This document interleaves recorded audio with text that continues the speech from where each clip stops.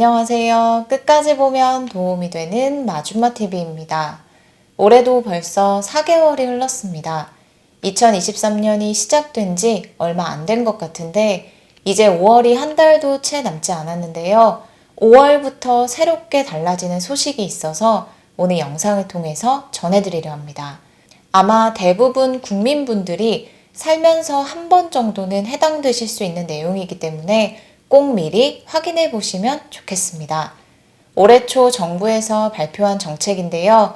얼마 남지 않은 5월부터 본격적으로 완전히 새롭게 시행됩니다.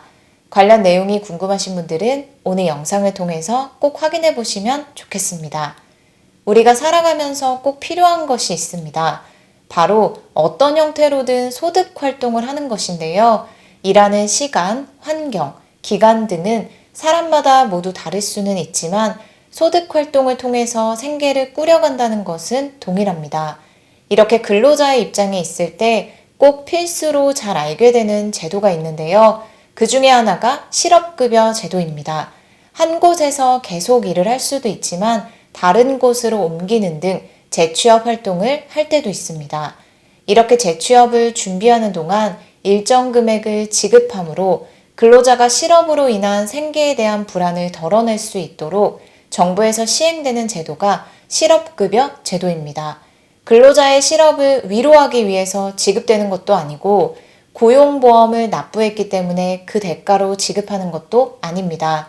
근로자가 실업 상태가 되었을 때 적극적으로 다시 재취업 활동을 했다는 사실을 확인한 후에 소정의 급여를 일정 기간 동안 지급합니다. 소정의 급여를 지급받기 위해서 충족해야 하는 여러 조건들이 있습니다. 예를 들어 자발적으로 이직을 하는 경우가 아니어야 하고 재취업을 하기 위한 적극적인 활동이 있어야 합니다. 그리고 고용보험 의무가입 기간이 180일 이상이어야 하는 등 수급 요건을 충족하는 분들이 지급받을 수 있습니다. 팬데믹 이후로 일자리를 유지하여 근로를 계속할 수 있는 기회들이 많이 축소되어 실업급여 수급자 수가 매년 증가하고 있다고 합니다. 5년 전에 비하면 35% 정도가 늘어났고 작년 기준으로는 약 163만 명 정도가 실업급여 제도를 통해서 소정의 급여를 지급받았다고 합니다. 그리고 제도가 개선되어야 하는 점으로 지적되는 것이 있는데요. 바로 실업급여를 실제로 수급받은 수급자 중 실제로 재취업으로 이어지는 경우가 상대적으로 많이 낮다는 것입니다. 약 20에서 30% 정도만 재취업 활동을 통해서 새로운 일자리를 얻을 정도로 실제 취업으로 전환되는 비율은 높지 않습니다.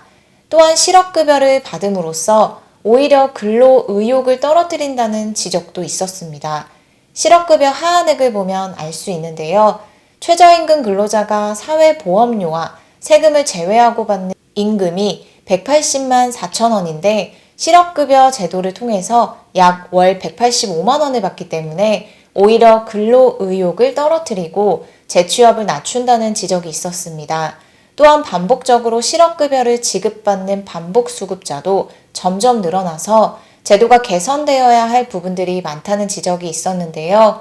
이러한 점들을 반영해서 2022년 7월부터 시행되었던 제도가 있습니다. 22년 7월 1일부터 실업급여 수급자의 실업 인정 및 재취업 지원을 강화하는 방안이 시행되었습니다. 실업급여 수급자는 계속 늘어나는데 팬데믹 이후 많이 완화되었던 실업급여 방안은 그대로 유지되고 있었습니다. 재취업 활동을 4주에 한 번 이상만 하면 되고 재취업 활동 내용도 자유롭게 선택할 수 있도록 했었는데요. 수급자의 구직 활동을 촉진하고 맞춤별 재취업 지원을 강화하기 위해서 실업급여 제도를 재정비했었습니다. 22년 7월 시행되었던 실업인정 강화 방안을 다가오는 23년 5월부터는 모든 수급자에게 적용합니다. 일반 수급자, 반복 수급자, 장기 수급자, 만 60세 이상 및 장애인 등 수급자 특성별로 실업인정일을 차별하여 적용하고 취업 지원을 원하는 수급자에게 구직 의욕, 능력, 취업 준비도에 따라 맞춤별 재취업 지원을 합니다. 또한 반복적으로 수급하거나 장기 수급자는 선별하여 집중 취업 알선을 하고 수급이 끝나기 전에 최종적인 상담을 통해서 강화된 취업 지원 서비스를 제공합니다. 그리고 이런 경우에는 이제부터 실업급여를 지급받지 못합니다. 바로 수급자가 실제로는 취업을 할 마음이 없지만 형식적으로 구직 활동을 하거나 아무 이유 없이 면접에 불참하거나 취업을 거부하는 등 허위 및 형식적 구직 활동을 할 경우입니다. 이럴 경우에는 구직급여를 지급하지 않는 조치를 통해서 이런 식의 구직 활동이 적발될 수 있다는 인식을 확산시킬 계획입니다. 5월부터는 실업급여 부지급 받을 수 있다는 점 꼭 기억하시면 좋겠습니다. 그리고 앞으로 추가로 달라지는 실업급여 내용에 대해서 설명드릴게요. 고용보험 의무 가입 기간을 더 늘립니다. 실업급여 수급 요건 중에 하나가 이직 전 18개월간 피보험 단위 기간이 통산하여 180일 이상이 되어야 합니다. 하지만 5월부터는 고용보험 의무 가입 기간을 4개월 더 늘립니다. 따라서 앞으로는 고용보험 의무 가입 기간을 10개월로 변경할 예정입니다. 다음으로는 하한액이 감액되는 부분입니다. 이에 따라 지급액이 달라집니다. 실업급여 1일 하한액은 최저임금의 80%로 61,568원인데요. 앞으로는 이것을 60%까지 낮추는 것으로 개선됩니다.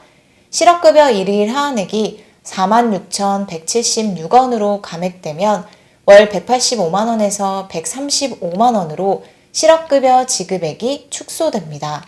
다음은 반복수급자에 대한 지급 기준을 강화합니다. 5년간 3번 이상 실업급여를 받은 수급자는 최대 50%를 감액하여 지급합니다. 반복 횟수에 따라서 감액 비율이 조금씩 다릅니다. 5년간 3회 이상은 10%, 4회 이상은 25%, 5회 이상은 40%, 6회 이상의 경우에는 50%까지 감액할 예정입니다. 앞으로 실업급여 제도에 달라지는 내용에 대해서 살펴봤는데요.